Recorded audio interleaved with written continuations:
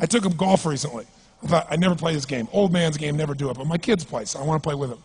So I go out, and I do really well. I go out on this one day, and I out-power by my instructor. I'm feeling really proud. The next day, I'm not feeling so proud. I keep putting the ball in the water again. I'm so frustrated. Put down another one. Put down another one. I don't care. I don't care what my score is. Let's do it. And finally, I was getting frustrated. He's going things like, ain't it a bitch? This is golf. And I'm going, bull. I said, you're a terrible instructor. I said, because I should at least be consistent at whatever shitty level I can achieve. I said, I know I'm not Tiger Woods, but I should be able to be consistent, and you're just telling me that it's difficult. Telling me it's difficult is not helping. Tell me what to do. He said, well, actually, you're only a little bit off. I said, could have fooled me. He said, no, you're about a millimeter or two off. I said, you're joking. He said, no, watch this. He said, I didn't teach you this yet. He said, when you approach the ball like this, he said, if you change the angle that you're attacking this just 1 or 2 millimeters, in the very beginning, do you see how that changes the arc? This one, instead of being on the green, by 1 millimeter, now you're in the water. 1 millimeter over here, you're in the sand. And he said, and also you're hitting the ground by 1 millimeter sometimes. You're not stroking it, just 1 millimeter. I thought, what a great belief system that when all hell's breaking loose and nothing's working, that you're only 1 millimeter off. Because most people think it's impossible, so they give up. Isn't that true? And in real life, it's true. So 2 days later, I'm going to see one of my clients. I do a lot of coaching, and I have a man who's the top plastic surgeon in the world. He's going through some tough times in aspects of his life. But this is a guy that gets paid by Sultan of Brunei $1 million to fly over and do 3 people's faces.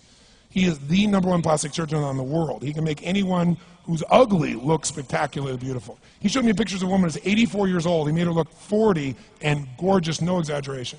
But you know what? I'm waiting for him in his office, and he's still in surgery. So he's got a new book he's creating to teach other surgeons around the world. And I'm going through, and it's got pictures of, the top 100 supposedly most beautiful women in the world's faces. And then men. I wasn't paying attention to that one. I just kept turning the pages, right? But I noticed something. He's got all these measurements. And he has mathematically calculated what it takes to make someone look gorgeous, man or woman. And it's a few millimeters. Interesting. For example, on a woman, the distance between the top part of your lip and your nose, this little distance, the measurement of that, if you're beautiful, gorgeous, is the same size as your eye. If it's 1 millimeter more, you have an average face. If it's 2 millimeters more, you are butt ugly. Okay. The difference between butt ugly and gorgeous is 2 millimeters. He's got about a dozen of these little 1 or 2 millimeter changes he makes, and it's a different person. It is unbelievable. So a very powerful belief to leave today with would be, nothing's working, I'm 1 millimeter away. What little thing got to change, and when I do, it changes everything. Because I'm heading this direction, I make this little shift. You take that out an hour from now, a day from now, a week from now, a month from now, you have a totally different destination from that direction. But the 1 millimeter change, I'll show you one of them right now. Check this out. Stay in the state of certainty. Some of you lost it. Intensify it, whatever it takes. Intensify. Make your move. Come on. Make your move. Say yes. Say yes. Say yes. Say yes. Now feel that in your body. Don't let go of it. Now watch. Here's the difference between being certain and being uncertain. Did you see that? Certain, uncertain. See if you can find that little spot between the two, where you drop just a little bit of your chest, and you feel it drop, and come back up, and drop it. How many can feel that difference between where you really feel it, now intensify it, and where you dropped it? Is it a tiny difference, yes or no? Yes or no? Now, could you condition yourself to feel great in this state? Yes or no? So what I want you to do is give yourself that opportunity. So the way we're going to do is very simple. We're going to go in a peak state. And then we're going to train ourselves, because guess what? If you're in this state of certainty, and all hell's breaking loose in your life, people can't figure out, you go, move, I'll handle it. People go, he's so lucky, he's so confident. No, here's what I've created for my life, and anyone I know has succeeded. I'm a 17-year-old kid from Azusa, California, with no real education other than self-education, with no background, with parents that did their best, all of them, with no money, but I did one thing. I love people, and I had an enormous demand I made upon myself, and I sculpted my mind and my emotions to get me to do whatever it would take to achieve and to contribute. But to do that, I did it by using my body and changing my focus. I did it by putting myself in a peak physiology and using what I call incantations. Can you train yourself to believe something, yes or no? Absolutely. How many of you ever made the fatal mistake of going to Disneyland or Disney World, and while you're there made the fatal mistake of going to a ride called It's a Small World After All? What happens for about a week after you're out of that damn place? You're still singing this thing in your head in 24 languages, right? Well, let me tell you something. How many of you have things when you want to go achieve them and this part of your voice goes, oh, it's not going to happen, or forget it? How many got a voice that sometimes interrupts that good pattern? Say I. And what you want to do is train a new one.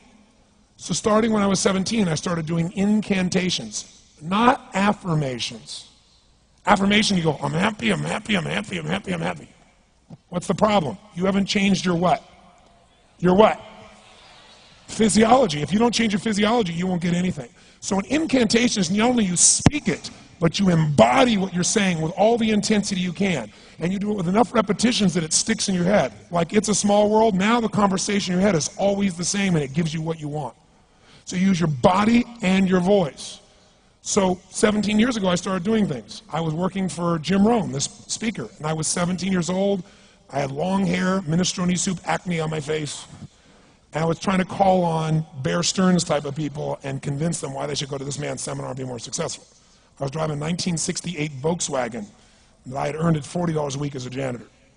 The only way I did it was park far from the building and then go in, and I love people and I believe, but I put myself in state, and I was able to influence people that were far more successful than I was at the time. I would do something that I still do backstage and have done for 23 years because I don't hope I'm going to be in a good state, I demand it. So I do an incantation using my whole body. I'd say, I now command my subconscious mind to direct me in helping as many people as possible alive today to better their lives by giving me the strength, the emotion, the persuasion, the humor, the brevity, whatever it takes to show these people and get these people to change their lives now. And I would do that literally driving in my Volkswagen to a meeting in LA on the freeway for 40 minutes. People are looking at me, I'm screaming at the top of my lungs. They're going, I know he's a serial killer, I know he is. But by the time I entered that room, when two people meet, if there's rapport, the person who's most certain will always influence the other person. And I was totally certain, and they were trying to get revved up to certainty. Do you agree with this, yes or no? I do another one because I was poor. I changed my mindset. I kept doing things, but I never got beyond it. I'd say God's wealth is circulating in my life. His wealth flows to me in avalanches of abundance. All my needs, desires, and goals are met instantaneously by infinite intelligence, for I'm one with God and God is everything. And I would imagine the abundance in my life, and I would feel so grateful. And a year later, I went from making $38,000 a year to making $1 million a year in 1 year. Because successful people do what failures won't. You follow me on this? You know?